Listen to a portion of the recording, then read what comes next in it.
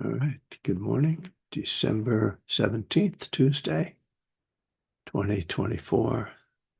That means we're a week short of Christmas Eve, right? I guess Christmas will be on a Wednesday. So we will have a gathering on Christmas Eve, and then that means we'll also have a gathering on New Year's Eve because Christmas Eve and New Year's Eve always lined up. Excuse me, I'll always wind up on the same day of the week if I'm not mistaken.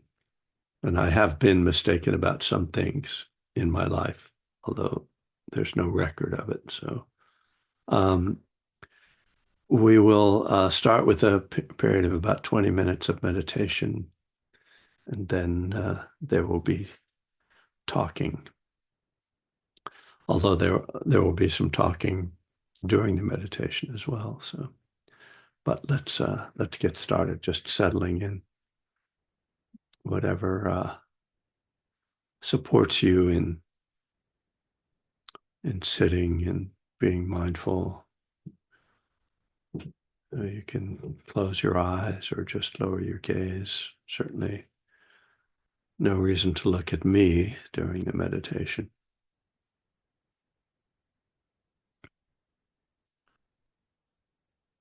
Just feeling how you're holding your body, balance and posture.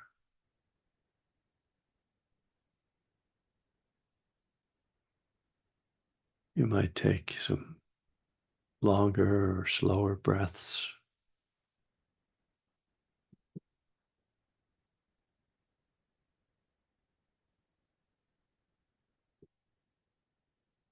And having a sense of settling, of softening, releasing.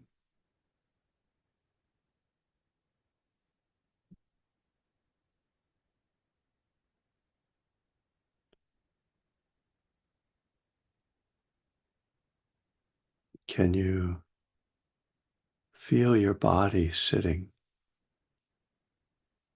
Sort of an odd question, but something that with practice we become adept at, just feeling our body. At first it can seem like a actually challenging thing to do, to feel your whole body.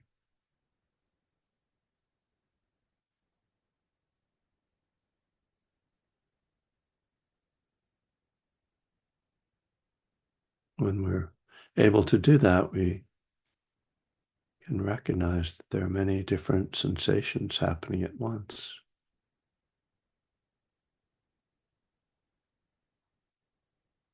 And yet we can have this broad awareness that just feels it all as a field of energy, a field of sensations.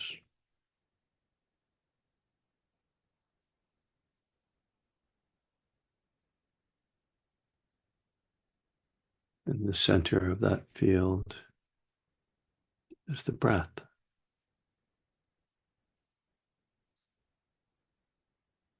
The movement of chest and belly, the touch of air entering and leaving the body.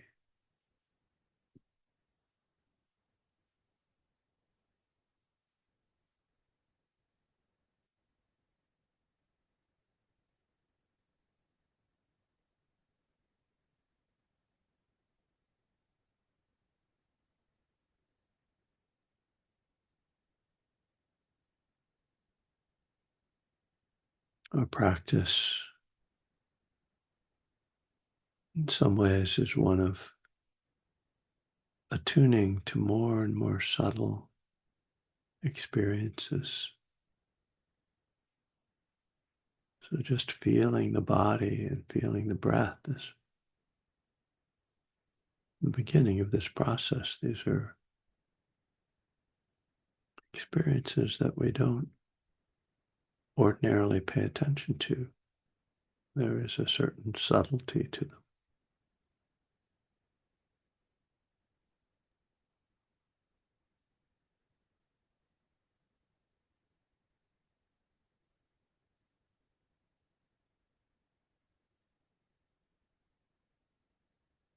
as we become attuned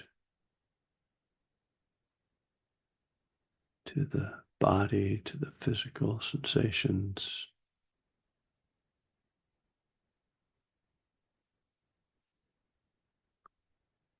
we may find that we're able to bring awareness to a more subtle realm of experience, the feeling realm.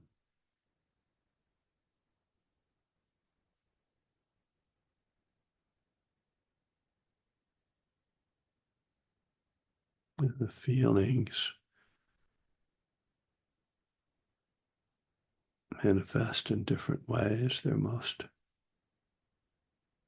obvious manifestation is as an emotion fully formed. Moods,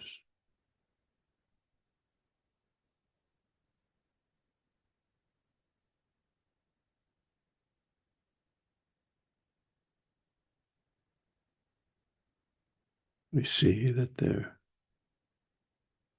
is a connection between body and feelings. They're not separate from each other.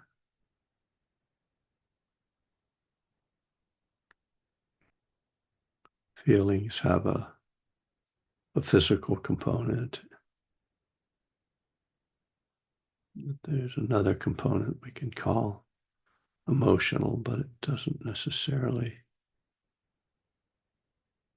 have a identifiable emotion. So it can just be called energy or feeling. Subtle,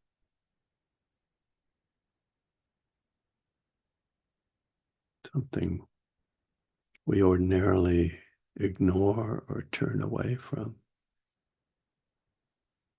This practice encourages us to turn toward and breathe with feeling.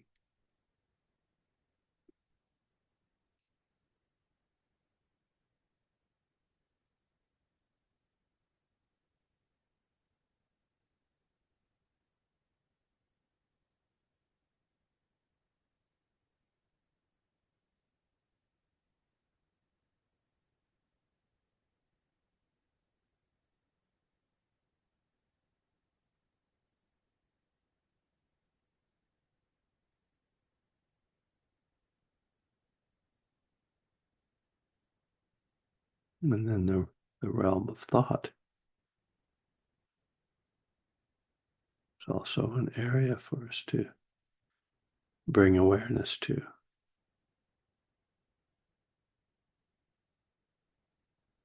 Thought is influenced by feeling and body sensations,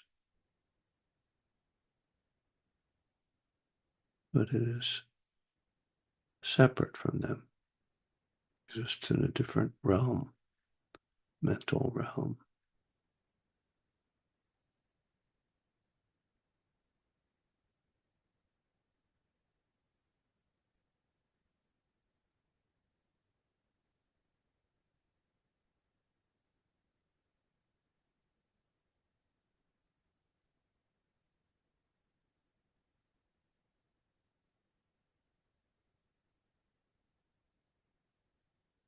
The strong tendency is to identify with thoughts, to become wrapped up in thoughts, lost in thoughts.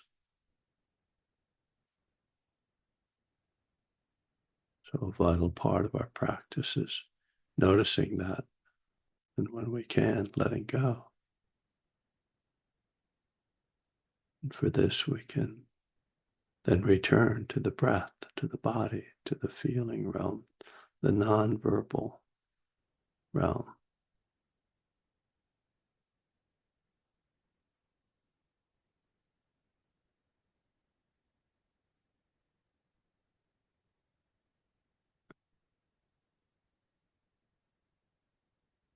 You might start to feel almost a push and pull among these realms. the mind wanting to take over, wanting our attention.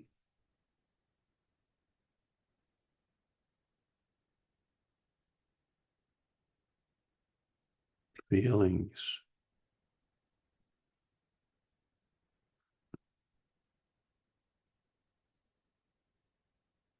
unpleasant or pleasant, but certain resistance to feeling, and how the body reacts to all this restlessness or tension or ease and calm as we let go.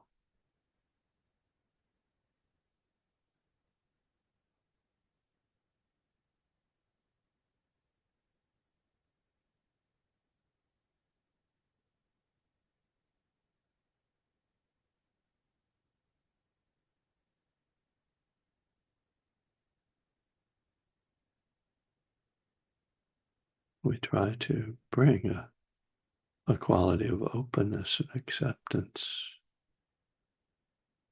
to all these experiences.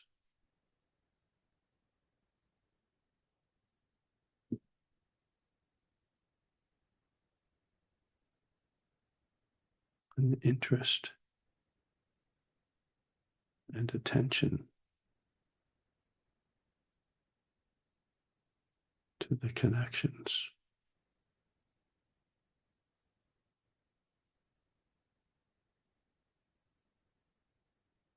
And an overall kindness, gentleness,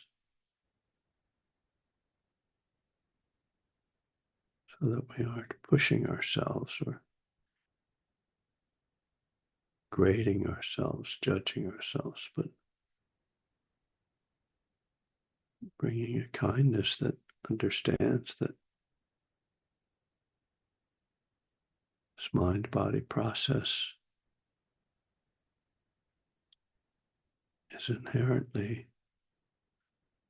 challenging to be with, generates dukkha, unsatisfactoriness.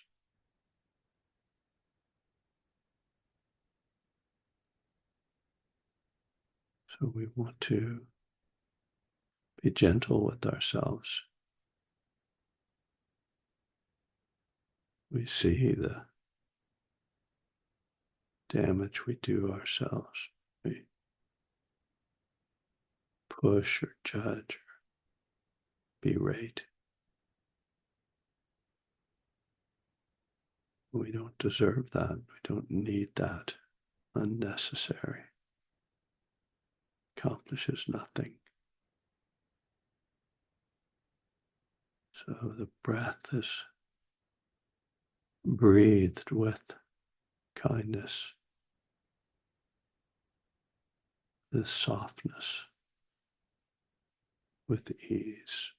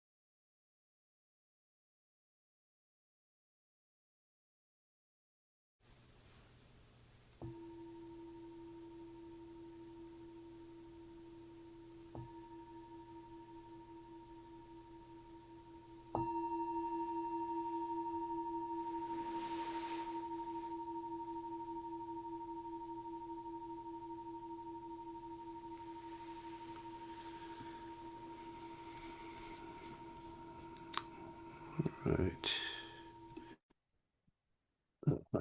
One moment while I grab a book.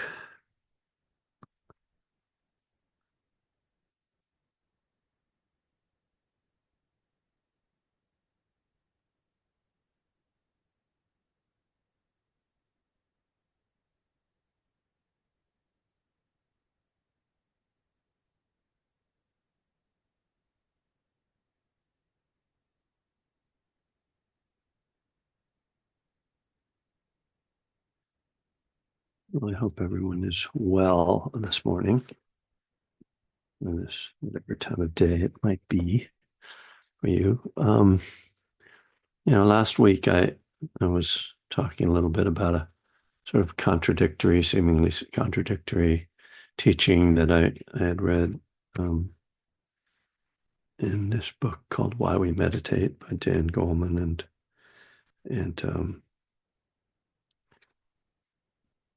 Dzogchen Rinpoche. And I kind of came upon another kind of contradiction this morning that I thought would also lend itself to discussion, and I think I sort of have a place I want to go to with this. But so I'll start by that. So this is from a lovely book called The Zen Way of Recovery by Laura Burgess, who is a friend of mine, and I just saw her teaching this past weekend, and she is one of the people who founded the San Francisco Zen Center's um, Buddhist recovery group that's been going on for over 20 years. I actually, in One Breath at a Time, I described going on a day-long retreat with her at Green Gulch, the, the San Francisco Zen Center out in Marin County. So somebody I've known a long time. And this is a relatively new book. I wrote a blurb for it. Let's see, Sun Shambhala. It came out last year, 2023. Um, and really, really worth checking out, The Zen Way of Recovery.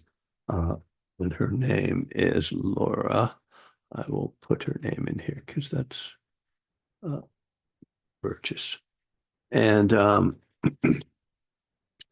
in any case, I came upon this quote from Suzuki Roshi, who was the founder of the San Francisco Zen Center, um, uh, best known for his book Zen Mind, Beginner's Mind, which is a book that every meditator should have on their shelf and should actually not just have it on their shelf, recommended reading. So this quote from Suzuki says, in Zazen, so Zazen just means meditation in the Zen tradition. It's just sitting meditation. In Zazen, leave your front door and your back door open. Let thought come and go. Just don't serve them tea. So first of all, this, typically kind of Suzuki often talks in this way, and you know, obviously an image for meditating with kind of an open mind, that where you're not trying to stop your thoughts, you're just kind of letting them come through, like they come through and they come through the front door and go leave through the back. You don't have to stop them or get in their way. Um, and it's interesting because it's an image that I've used in my teaching, how when we try to concentrate too much, it's like we are closing the front door, trying to stop the thoughts from getting in. But because we're focused so much on the front door, we don't realize that the thoughts are coming in the back door. And again, just an image for what it's like when you're meditating and in relation to thoughts. And this is, not to get too caught up in the imagery, but obviously it's meant to help you to sort of intuit how to work with what is a tricky thing, which is the which is thoughts and our relationship to thoughts, because they so easily take us over and we get lost in them. And then, yeah, we try to stop them or, interrupt them. And then we can wind up in this kind of conflict with our thoughts, which is a really particularly unhelpful thing and an unhelpful behavior, but one that's can easily get um, can easily seem like what you're supposed to do. Like many people get this idea that they're supposed to stop thinking, and so then when they are thinking, they're like trying to control that. And how can I stop thinking is one of the thought questions that people often ask in meditation classes. And as I usually respond to that, we're not trying to stop thinking, we're trying to change our relationship to our thoughts. So Suzuki is kind of describing one way of changing that relationship, that we're just letting them come through. But it's the last line that got my attention. And some of you who are familiar with uh, Tara Brach will understand I why I was struck by this line. Just don't serve them tea. Meaning, don't stop and like hang out with your thoughts and indulge in them. But why it came up as a contradictory teaching is that uh, um, Tara Brach and this she takes this another um, Buddhist teaching. I'm not even really sure where it comes from. Maybe some of you guys know uh, that that says that you have tea with Mara. So Mara is the tempter, the devil in Buddhism, but just Mara is just like your troubling thoughts, right? So she's saying, have tea, go ahead, have tea with your thoughts. In a way, it seems like she's saying that. And her viewpoint is what she's getting at is like, don't fight with your thoughts. Don't judge your thoughts. Don't have an aversive relationship to your thinking. Just be like, oh, hi, I have a cup of tea, don't. I think she would probably say like, don't let them move in. They can drop by. So, um, so it, you know, if we wanted to, if we were, the troublemakers, we would say, well, these are contradictory. Like this is, uh, whatever, and then we'll have to like decide who's right, right? Suzuki Roshi or Tara Brach, whatever. And of course, that's not the point. It's it's to, find images, find um, ways of responding to our thinking that that support us in this process, in this meditative process, which, as I was trying to form those words, what came to mind is like the question, what am I trying to accomplish? And I'm not sure that's not necessarily where I want to go, but um,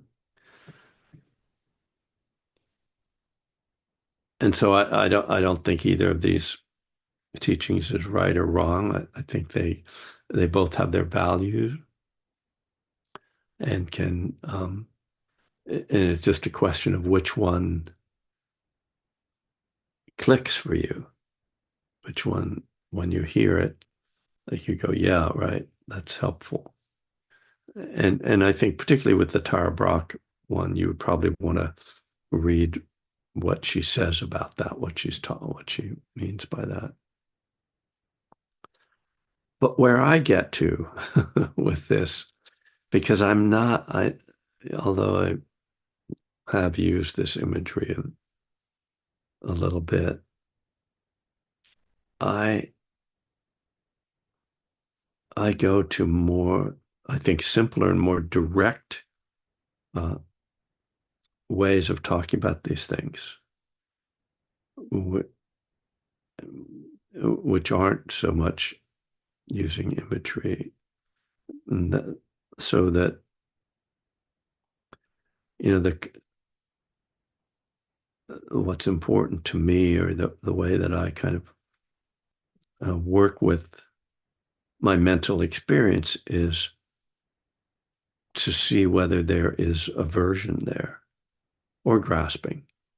And so this is particularly kind of Theravadan approach, where obviously Suzuki is a Zen teacher, and Zen tends to be more of a um, poetic kind of practice, right? The koan. And but I'm more of a literal person, and I like sort of, although I get what he's saying, and I get what Tara's saying. um, I like, just like, okay, what does that mean? You know, so don't invite it to tea. Don't is don't get attached. Sit down and have tea is invite Mara to tea is don't be averse. So it's talking about the two main forms of that we create suffering: grasping and aversion, and to investigate those, and to use those as a model, or as the guides for what's going on. Like, what's happening right now? Am I getting caught in one of these things? And we can see, like, the fact that these two wise teachers offer this sort of seemingly contradictory teachings. We can see that this is a tricky area, that our wish to just let things go, that's expressed in Suzuki's teaching, can easily bleed into aversion. Oh, just let it go, let it go, let it go, get out of here. you know Whereas oh, just let it in and don't be averse to it, can then bleed into, you think, anyway, bleed into, getting stuck in it, right? Being it, and typically, I would say, like, analyzing your thoughts, and, trying to process everything. I need to figure it all out. And so we see that, as with so many teachings, there isn't one thing that we can be told that solves everything. There isn't. It's we we need a middle way. We need a way that's balanced, and then the question becomes, well, how do I get there? How do I avoid falling into one of these extremes? And the first answer to that question is very carefully, you know, and that is the essence of it, which is with mindfulness, right? And because we can see that this is uh, tied in with right effort. Like, if we're talking about how do I do something, then we're talking about effort. What's the work that I do? And right effort, like all the factors of the Eightfold Path, depends upon mindfulness. You can only know if your effort is skillful if you are mindful. And so that mindfulness um,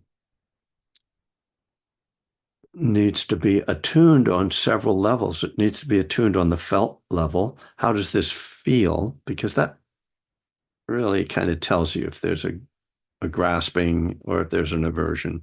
You can kind of tune into that. But we're also being aware on the cognitive level, on the thought level, and watching, like, oh, you know, what am I doing with my mind? And seeing that, like, what's the difference between letting the thoughts come in the front door and go out the back door and just hanging out thinking, you know? Yeah. Well, okay, that's the having tea with the thoughts, but it's not quite so simple, right? That you can be kind of letting the thoughts go through, but you can also be sort of uh, rather than like they're just passing through, you can be kind of riding them through. Now I'm falling into these metaphors and images there. Uh, so all of this is the delicate process, and for me, I got to a point where uh, I I gave up trying to do it all perfectly. I mean, that's the one of the vital aspects of our intention. It's like, am I trying to attain some perfect meditative state right now? Well, that just right away is grasping. And and then there's this balance about that. Like, am I just saying, oh, well, I can't attain anything, so I'm just going to hang out and do nothing, you know? And I think that, for myself, I think that's become somewhat, um, if, my imbalance is more towards the passivity, just letting and just not worrying about it. But it's just so, we each have to watch our own minds and see what our own tendencies are. I just find that it's so tricky and I would say difficult to apply effort without grasping an aversion. That my tendency and my default is to make as little effort as possible. And it's not out of laziness, although maybe I don't think it is, but rather the to bring as much ease as possible to the process, to the meditative process.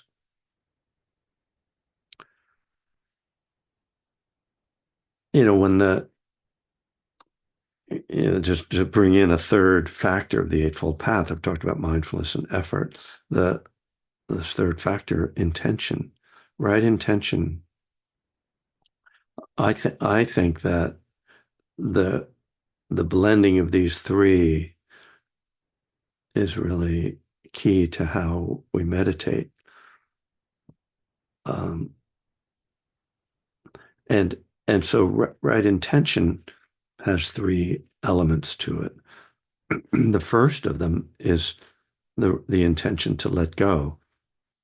Bhikkhu Bodhi uses the term renunciation, which makes it a little bit more religious sounding, I think. So the language Bhikkhu Bodhi uses is renunciation, non-harming and non-ill will, but he redefines those second and third as a loving kindness and compassion. So the three elements of right intention are letting go, loving kindness, and compassion. And the idea then being that all of our thoughts, words, and deeds should be motivated by one or more of these qualities.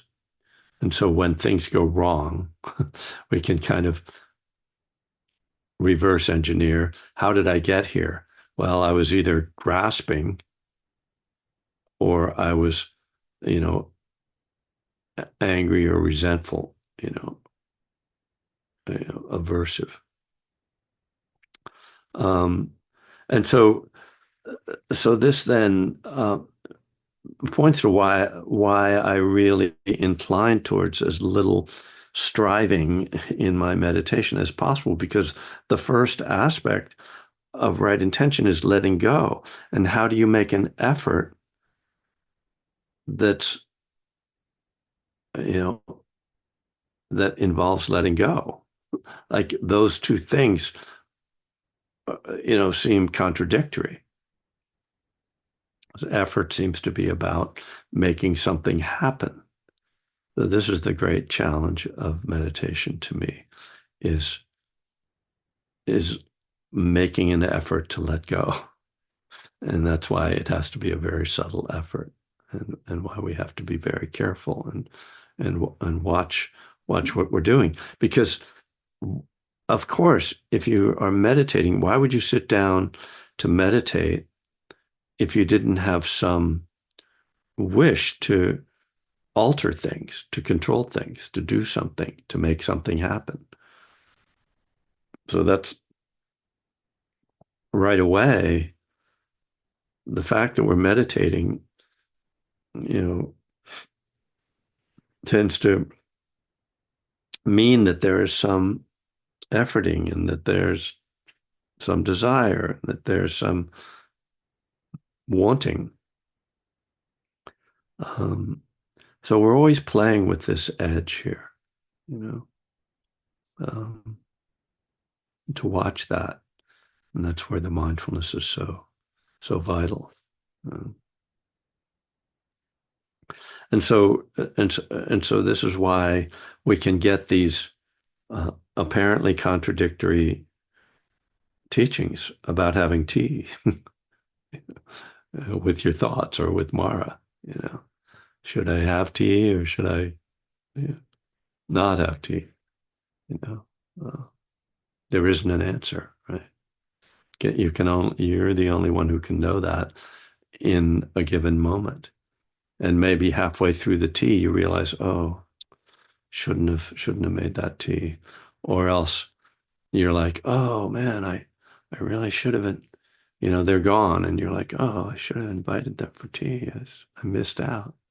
You know?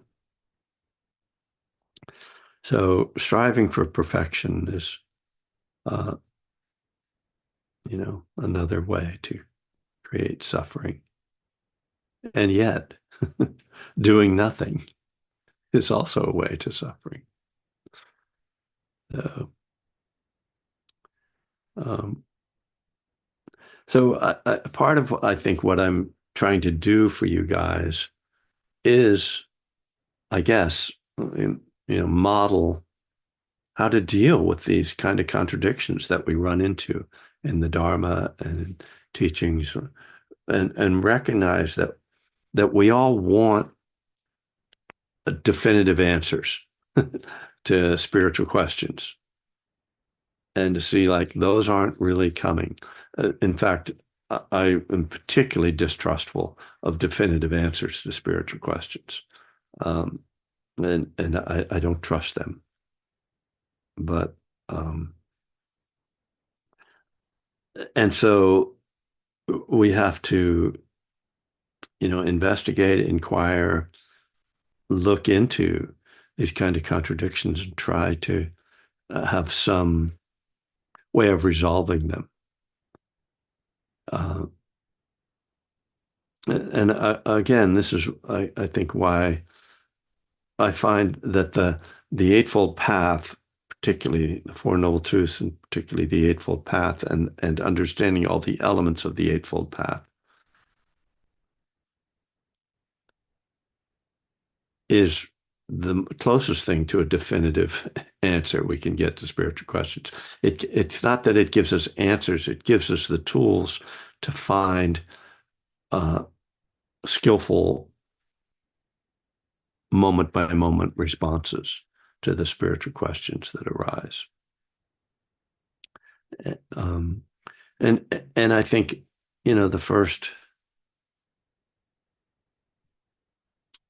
the response to both the contradictions that I talked about last week and these is to assume that both people are right. and then figure out how that can be true, that these apparently contradictory ideas, and that essentially they are answering different questions in a sense. The Sokni or Suzuki Roshi is answering the question of how to avoid uh, clinging, and Tara Brach is answering the question how to avoid aversion. So they're actually addressing that. They're giving answers that sound contradictory, but it's because the questions they are answering are opposite questions. So I don't know if that. There you go. That's what I'm offering today. That's what I got. Thank you. Nice to see everybody, and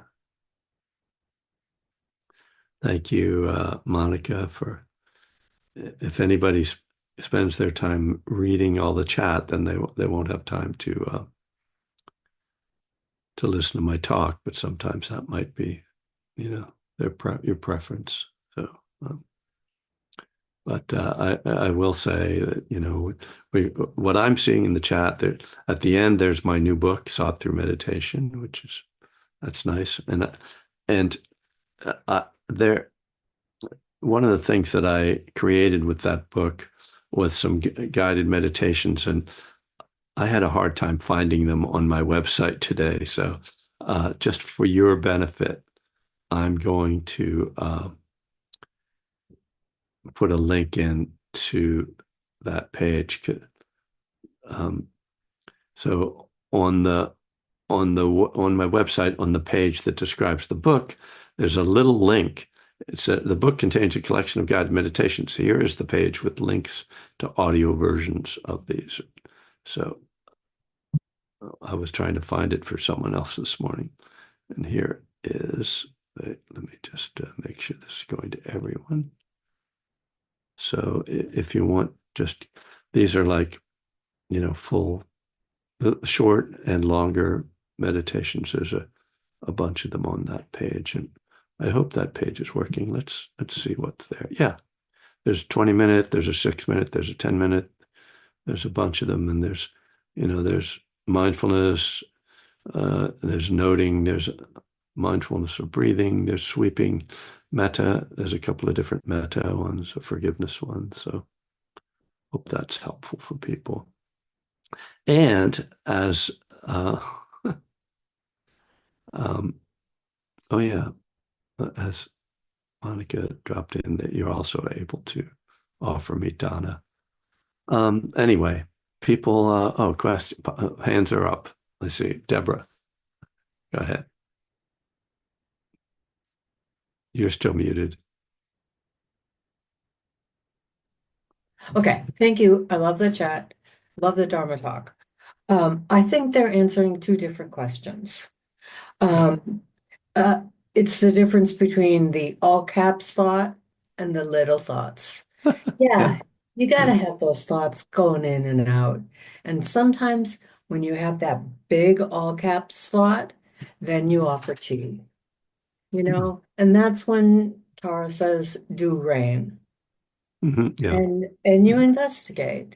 yeah, And yes, the Eightfold Path is the only thing that is close to definitive answers. yeah, And it's really just the toolbox. yeah, yeah, And exactly. the tea thing, it's personal and it's very situational. Yeah, And yeah, no exactly. one can tell you when it's time to serve tea. You know it or you Yeah, don't. yeah, Sometimes you miss the chance. yep.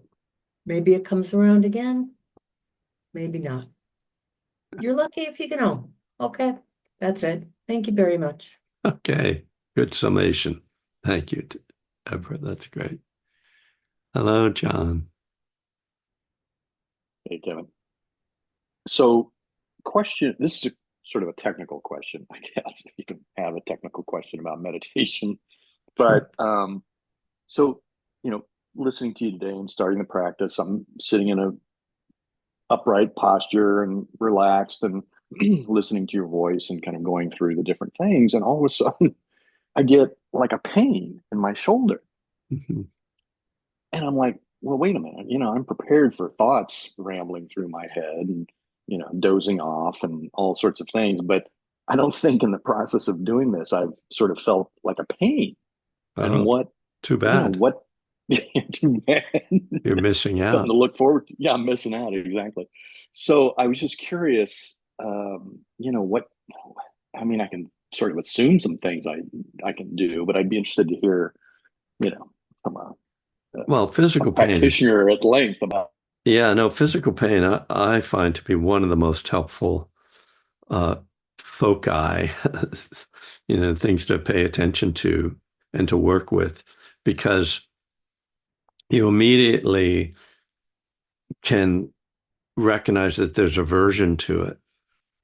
And that aversion, learning to let go of aversion, uh, is a really helpful tool. So the idea is to just take the attention into the sensation and explore it in a almost scientific way, just as sensations. Then the Buddha puts this in terms of the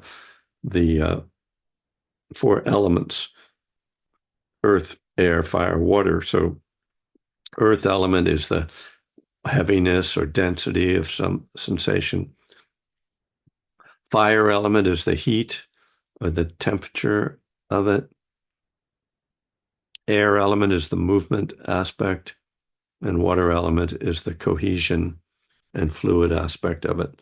So, I mean, that's, a very, dry, ancient way of looking at it. But the main idea being, let me take apart the elements of this. Let me see what I can see. What am I experiencing? Because we have such instant aversion to unpleasant sensations that we never explore them. We don't take time to actually feel what they're made of and what they really feel like and how bad they really are. So this is uh, in the immediate aftermath of my knee surgery. This was my main practice.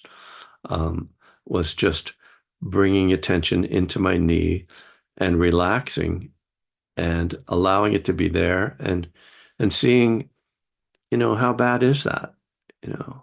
And I'm very fortunate that it wasn't very bad.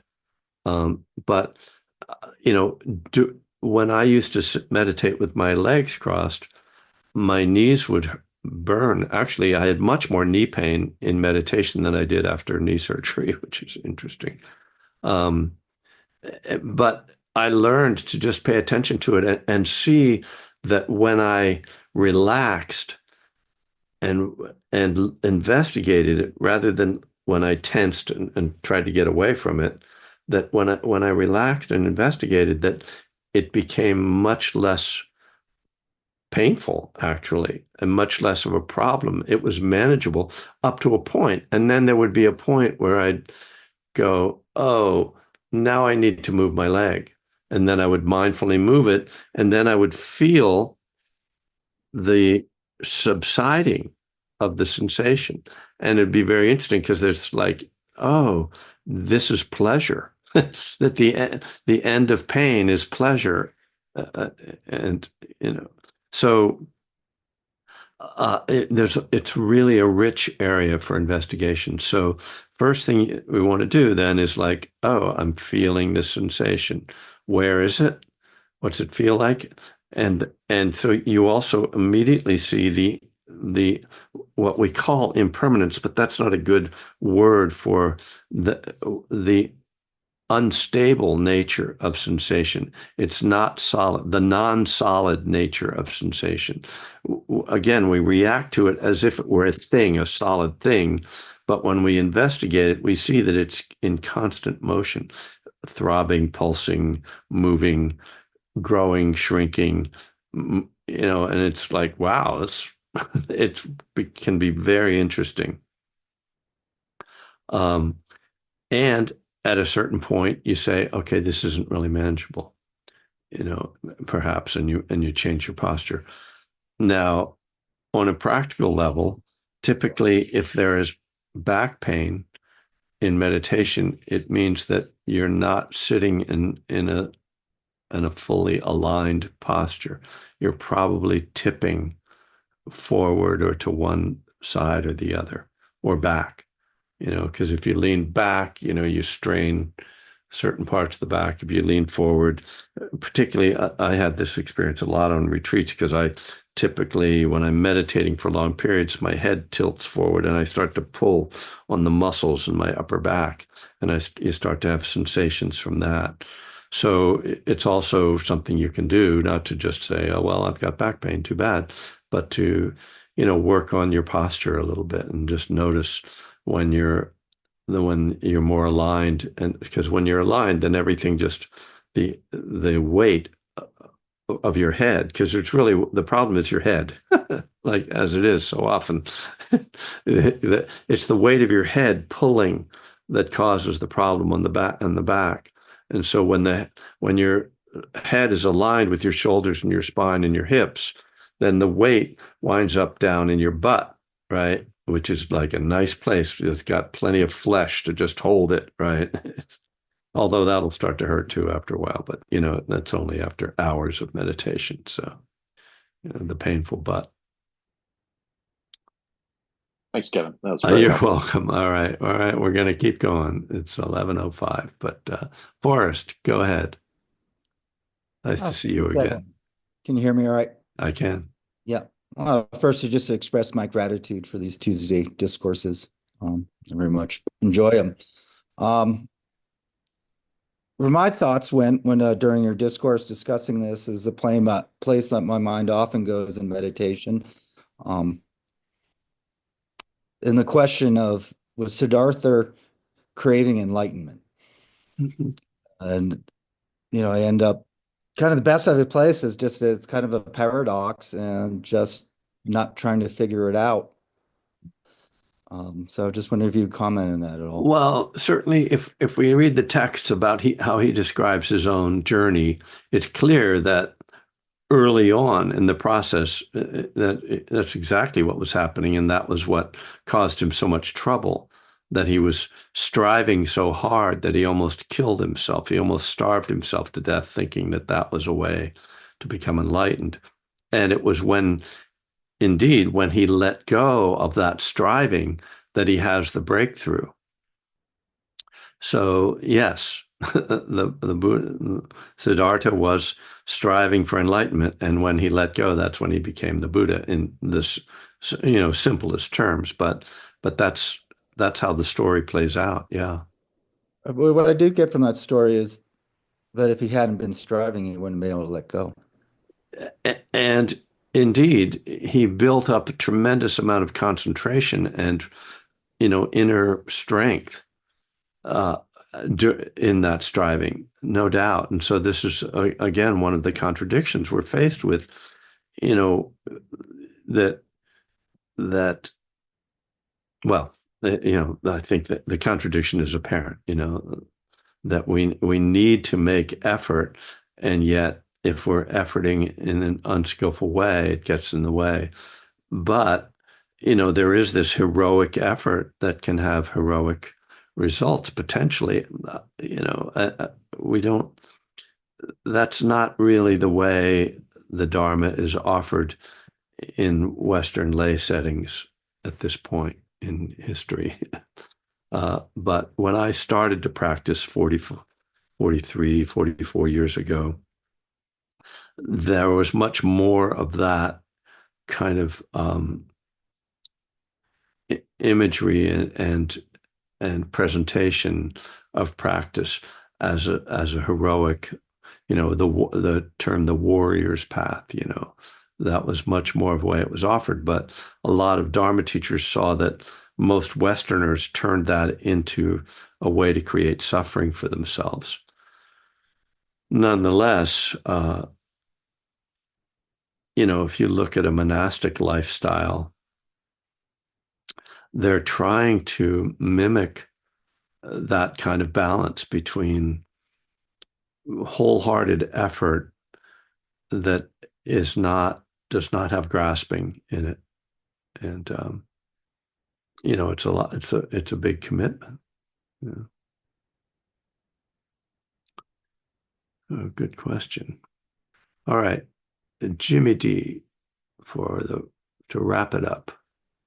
Hey, Kevin, thanks for the Dharma talk. Got a Dharma teacher here in Atlanta, and not only does he say invite them for tea, but tea and cookies. So, Yeah, but so is he working with people with eating disorders? Because I don't know, I would but not recommend that. he's a retired psychiatrist, so it's kind of like, uh, and he doesn't say it's pretty much like any thought, and I'm kind of like. I come from the Zen tradition. For me, it's kind of I'm like, well, I'm more of leave the door open and in the front Yeah. and back and let them go. Now if one hangs around and keeps coming back, Yeah. then I'll say, it's kind of like, okay, have a Yeah. seat, but bring Yeah. your own tea. Fair. I don't know. It's kind of Well, yeah, and frankly, I think most of you guys are become aware that the main focus of my practice and as well as my teaching is not even on thoughts themselves, but on the underlying feelings beneath the thoughts, because that's where the real trouble is. If you ask somebody, I mean, let me put it another way, how do we define happiness? I think most of us define happiness by how we feel, and then our thoughts come out of that. But I don't define happiness as, oh, I have a lot of happy thoughts. Like I can have all the happy thoughts in the world and still be depressed as hell, Like the thoughts are not the way to happiness. The feeling realm is the realm that's the problem realm and is also the solution realm. So that's why what these two teachings are talking about is not really thoughts. What they're talking about is desire and aversion, which are feelings. They aren't thoughts. The thoughts are just the outward manifestation of the desire and the aversion. And they're trying to help you deal with the desire and the aversion. And it's not the thoughts at all that's really the question. yeah. So that's how about that for that's my mic drop right there. That was good. I liked it. Sorry. Oh, I see. I see why it was off before I pressed the mute button. Okay, kids. Happy December 17th. I'll see you on Christmas Eve. And if you're in the Bay Area or you're planning to come to the Bay Area, please come to Spirit Rock on December 29th, and we'll have a jolly old day together. Okay. Thanks, Namaste. Kevin. Thanks, Thank Kevin. you. See you next time. Okay. Hope you're doing all right there, Steve. Doing good. Thank you. All right. See you Tuesday. Thanks.